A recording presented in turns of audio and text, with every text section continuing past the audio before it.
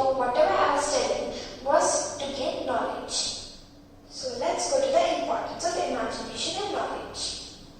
Imagination is important because creativity comes because of imagination and thoughts come because of it, and the ability of imagining things pervades our entire existence. It influences everything we do and create. Not only imagination, knowledge is also important. It is important because one cannot be successful in life without knowledge.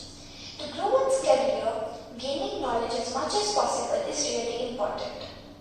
Knowledge is also important to shape our perfect personality, behavior, and dealings with people. It prevents us from making the same mistakes what we made in the past.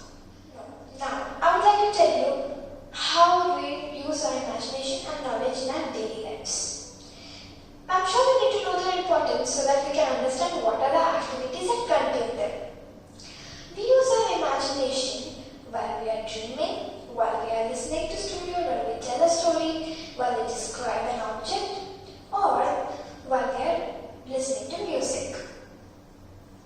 We use our knowledge while we are speaking to somebody, while we watch TV shows, or while we are reading, or writing, or studying.